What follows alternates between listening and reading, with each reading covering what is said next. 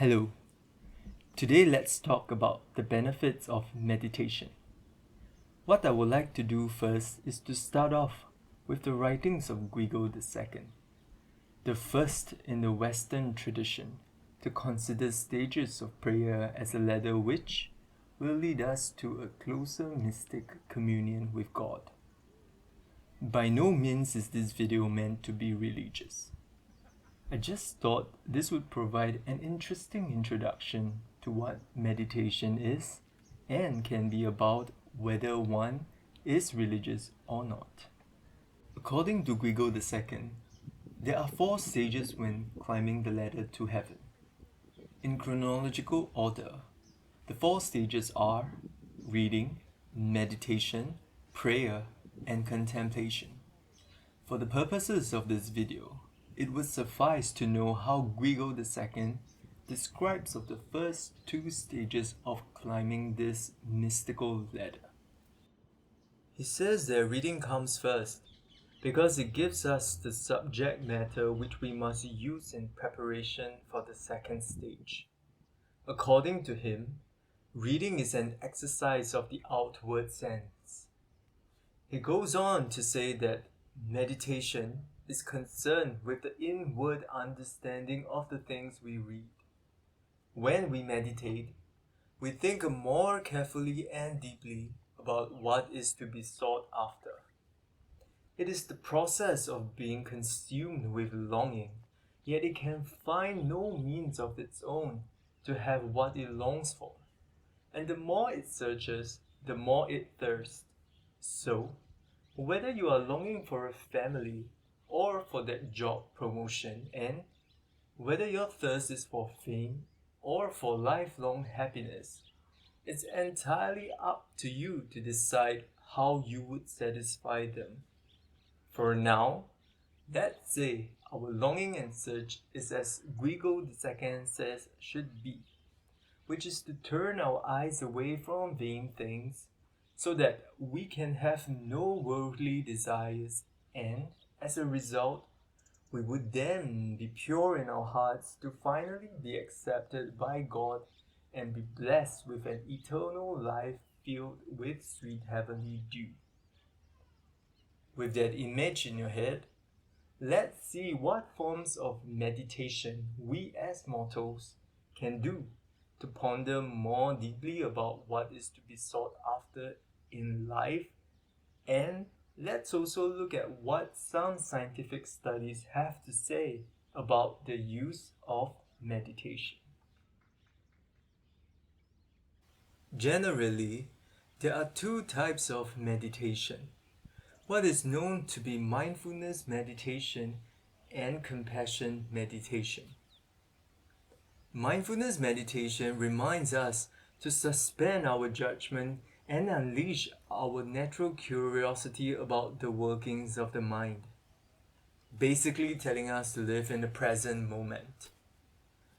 And as Ross would say, this is what the Japanese would call unagi. Scientifically, mindfulness meditation changes the brain activity. The response of the amygdala, a part of the brain that gives us emotions, becomes more active. Studies have shown that meditation training improves the practitioner's emotional regulation, which means improvement to our overall mental health. Not only that, studies have shown that mindfulness meditation can also help to change our perception of time.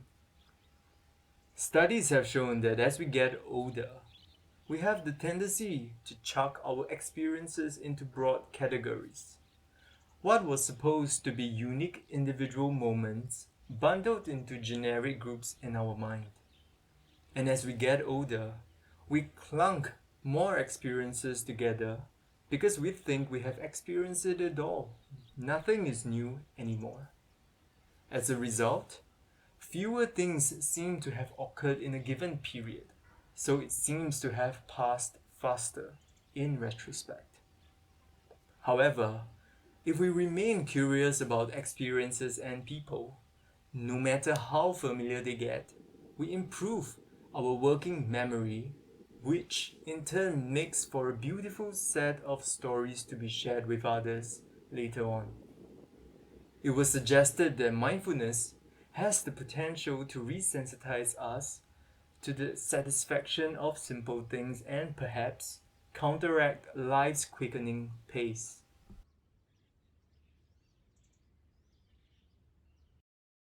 While mindfulness meditation tells us to focus our minds to our surroundings, in compassion meditation, we focus on our awareness to alleviate the sufferings of all sentient beings through loving kindness and compassion for oneself and for others.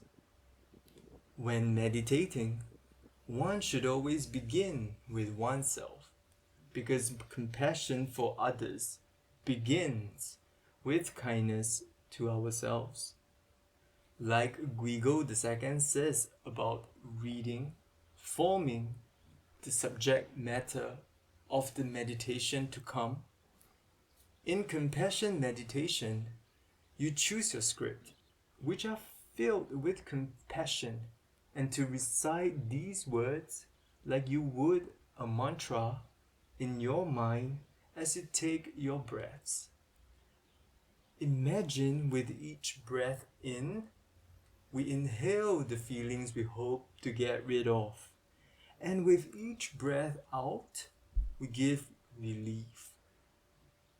This is known as the practice of Tonglen, a Tibetan meditation practice.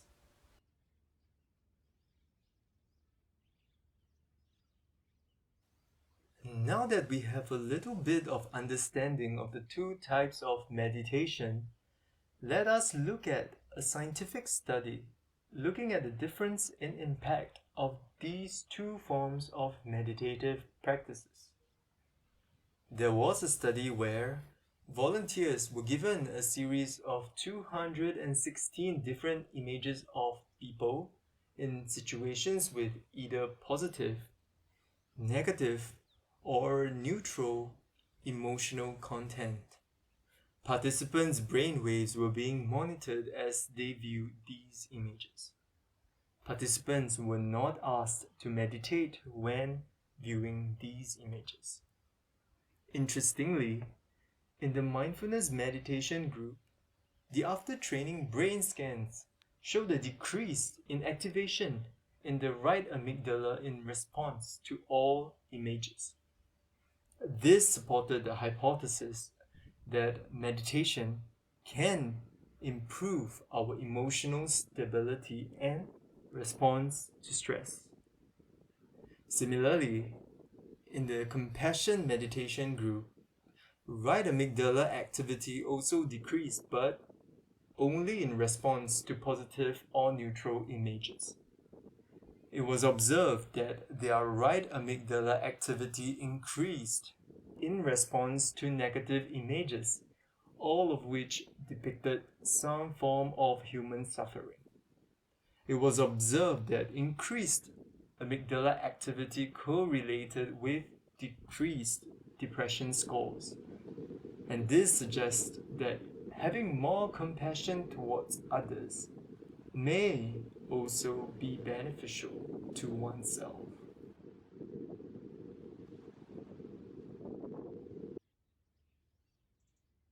So here are my concluding words. In this day and age we live in, we seem to have become so transfixed with improving our intellect in order to have power over another that we neglect the spiritual and physical aspects of our being. Perhaps we should start restoring some wholesomeness and direction into our lives today through meditation. Studies have shown that 8 minutes is all that is needed to reap the benefits of meditation. By showing kindness to ourselves and others, we could well go a long way. And who knows, this might just be the thing we need to do to live a more well-paced and meaningful life. The kind of life we have been looking for our entire life is right there in our breaths. Let's start breathing with awareness.